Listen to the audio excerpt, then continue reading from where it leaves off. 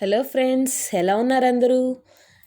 Welcome back to my channel Ravali vlogs. నేను మీ రవలి. ఈరోజు నేను మీకు పిజ్జా దోశ ఎలా చేయాలో చూపిస్తాను. ఇది ఎంతో హెల్దీగా సింపుల్గా అయిపోయే రెసిపీ, చాలా బాగుంటుంది. దానికోసం ఆనియన్స్, టమాటోస్, క్యాప్సికమ్ ఇవన్నీ చిన్న చిన్న పీసెస్గా కట్ చేసుకోండి.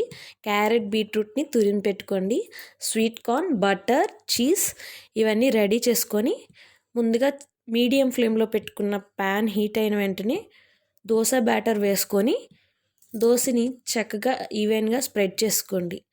దోశ కొంచెం స్ప్రెడ్ చేసుకున్నాక మీ ప్యాన్కి తగ్గట్టు దోశని స్ప్రెడ్ చేసుకోండి. ఈవెన్గా స్ప్రెడ్ అయిన వెంటనే నేను చిల్లీ సాస్ తీసుకున్నాను. చిల్లీ టమాటో సాస్ మీరు కూడా తీసుకొని చక్కగా ఈవెన్గా స్ప్రెడ్ చేసుకోండి. దోశ అంతా ఈ సాస్ స్ప్రెడ్ అయ్యే విధంగా ఈవెన్గా చక్కగా స్ప్రెడ్ చేయండి. ఈ పిజ్జా దోశ సింపుల్గా అయిపోతుంది. మనకి పిజ్జా తినాలనిపించినప్పుడు ఇంట్లోనే ఈజీగా ఈ విధంగా హెల్తీగా చేసుకుంటే చాలా బాగుంటుంది. వెజిటేబుల్స్ అన్నీ యాడ్ చేస్తున్నాం కాబట్టి ఇది హెల్త్కి కూడా చాలా మంచిది. ఇప్పుడు సాస్ స్ప్రెడ్ చేసుకున్న తర్వాత కొంచెం బటర్ వేసుకొని బటర్ని ఈవెన్గా స్ప్రెడ్ అయ్యే విధంగా ఒకసారి అటు ఇటు మిక్స్ చేసుకోండి. బటర్ స్ప్రెడ్ అయిన తర్వాత ఒక్కొక్క వెజిటేబుల్ని వేసుకుందాం. ముందుగా ఆనియన్స్, తర్వాత ఆనియన్స్ అన్నీ ఈవెన్గా దోశ మొత్తం స్ప్రెడ్ అయ్యే విధంగా వేసుకోండి. క్యాప్సికమ్ పీసెస్ వేసుకోండి. ఒకదాని తర్వాత ఒకటి ఈవెన్గా స్ప్రెడ్ అయ్యే విధంగా దోశ మొత్తం వేసుకోండి. టమాటోస్ కూడా వేసుకోండి. నెక్స్ట్ టమాటోస్ తర్వాత స్వీట్ కార్న్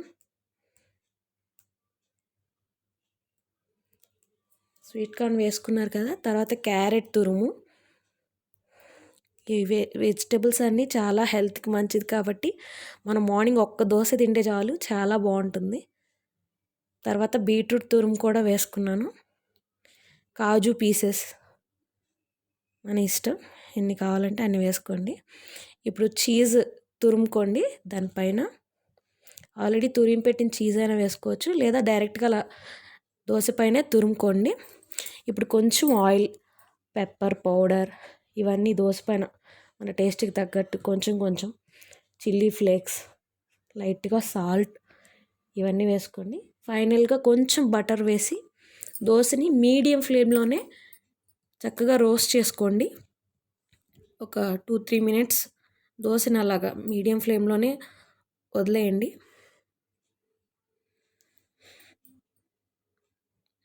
చక్కగా ఈవెన్గా దోశ మొత్తం రోస్ట్ అయ్యే విధంగా మీడియం ఫ్లేమ్లో చక్కగా రోస్ట్ చేసుకొని 2 సైడ్స్ ఫోల్డ్ చేసుకుంటే మన పిజ్జా దోశ, యమ్మీ దోశ రెడీ అయిపోతుంది. ఇది సింపుల్గా అయిపోతుంది కాబట్టి మీరు కూడా తప్పకుండా ట్రై చేయండి. చాలా బాగుంటుంది, అలాగే చాలా హెల్దీ కూడా. ఆల్ వెజిటేబుల్స్ యాడ్ చేసాం కదా. ఈ దోశ కనుక మీకు నచ్చినట్లయితే మీరు కూడా ఒకసారి ట్రై చేయండి. నా ఛానల్ని సబ్స్క్రైబ్ చేయండి, లైక్ చేయండి, ఈ వీడియోని షేర్ చేయండి.